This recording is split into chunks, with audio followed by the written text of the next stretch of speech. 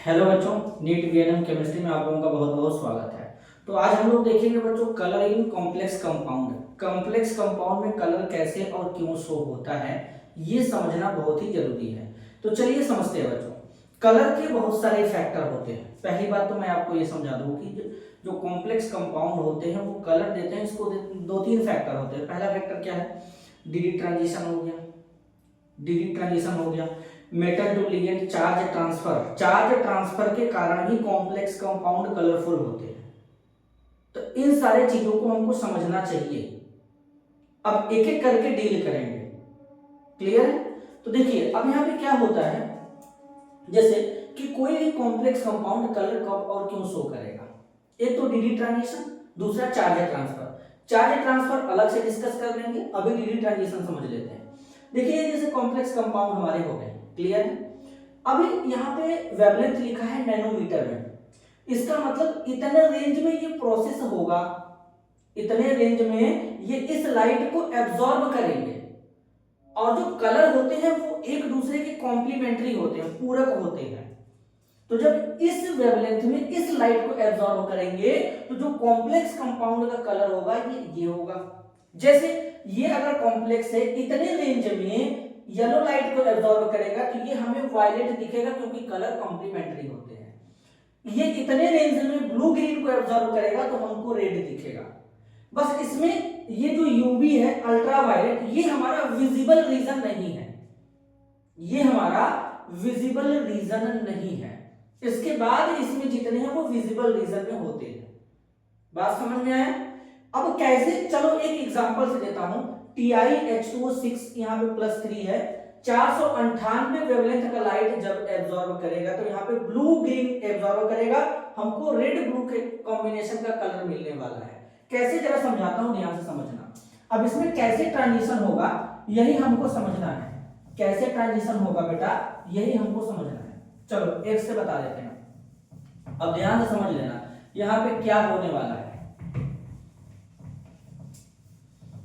देखो TiH2O6+3 है ना यहां पे, तो ये ले लो Ti, यहां पे H2O6+3 है। सबसे पहले ऑक्सीडेशन स्टेट निकालो, X+6 इंटू यहाँ पे 0 लिख दो, ओवरऑल चार्ज +3 का है, X बराबर +3 आ जाएगा। टाइटेनियम का एटॉमिक नंबर कितना होता है? 22। कॉन्फ़िगरेशन क्या होता है? Argon 3d2 4s2।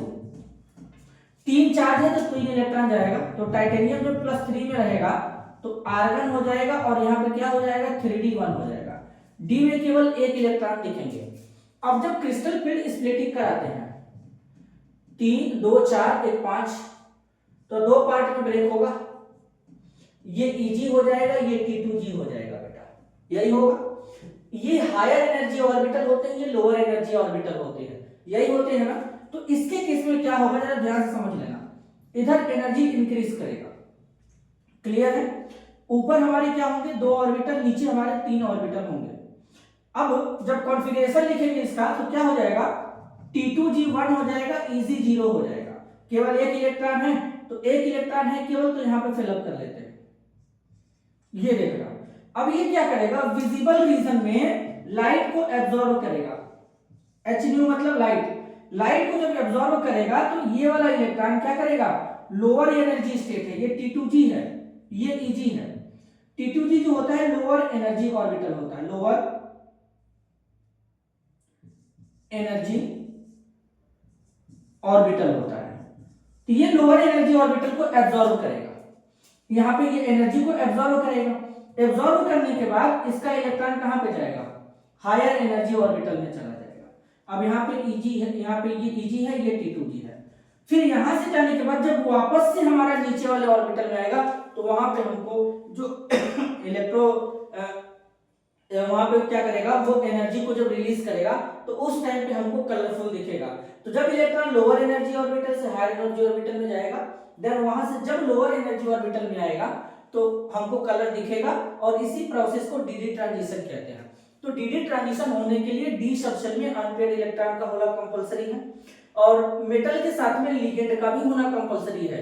जब मेटल को लिगेंड अप्रोच करेगा तभी उसका डीजेनरेट ऑर्बिटल दो पार्ट में ब्रेक होगा, वरना नहीं होगा।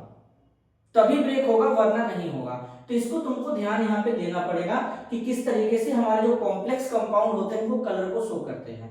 तो कॉम्प्लेक्स कंपाउंड कलर को शो करते हैं, इसके पीछे का रीजन यही है जो कि मैंने बता दिया। एक मैं अलग से एक और टॉपिक बताऊंगा, चार्ज ट्रांसफर स्पेक्ट्रा, वो क्या होगा नेक्स्ट लेक्चर में डिस्कस करेंगे। आज के लिए बस इतना ही, मिलते हैं अगले वीडियो में, तब तक के लिए धन्यवाद, नमस्कार।